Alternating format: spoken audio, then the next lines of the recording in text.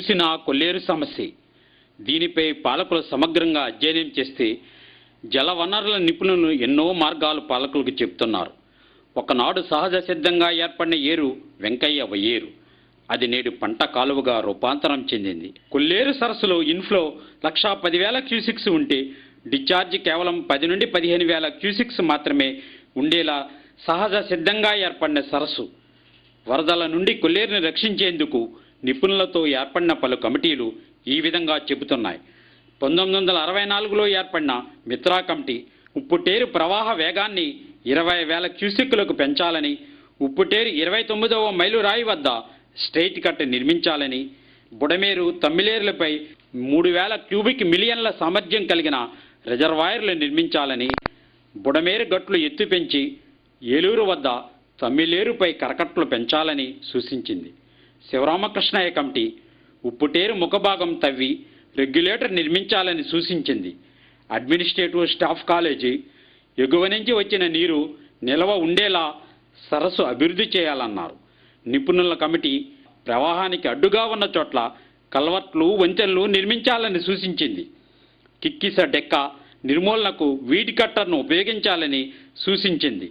జలవనరుల నిపుణులు doctor M Pandurangarao కొల్లేరులో హైడ్రోగ్రాఫిక్ సర్వే జరపాలని సూచించారు.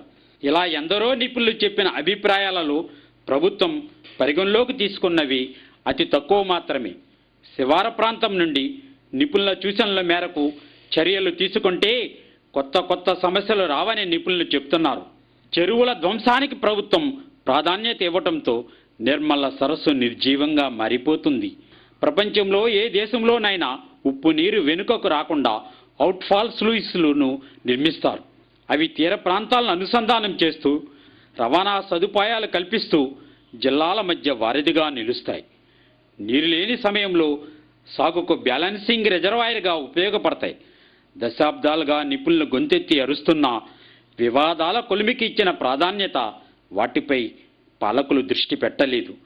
తీపి నీరుని సముద్రం పాలు చేసి ఉప్పు నీరుని స్వాగతించే డ్రైనేజీ వ్యవస్థ కబద్ధ హస్తాల నుండి డెల్టా బయటపడేటప్పుడు అతివృష్టి లేదా అనావృష్టి, మారుతున్న కాలం, హెచ్చరిస్తున్న వాతావరణ పరిస్థితులు, కొల్లేరు ఆపరేషన్ అంటూ రైతాంగాన్ని కష్టపెట్టే పాలకులు కొల్లేటి కన్నీటి గాథలు ఆలకించండి. ఆపరేషన్ కొల్లేరు కాదు, ఆపరేషన్ ఉప్పుటేరు చేపడితే 2 డెల్టాల్లో లక్షలాది రైతాంగానికి ఆక్వా సాగుకు మంచి నీరును అందిస్తుంది. ప్రపంచ ప్రసిద్ధి చెందిన మంచినీటి సరస్సులో తీపి నీరే ఉంటుంది. ఇది కొల్లేటి ప్రజల ఆవేదన.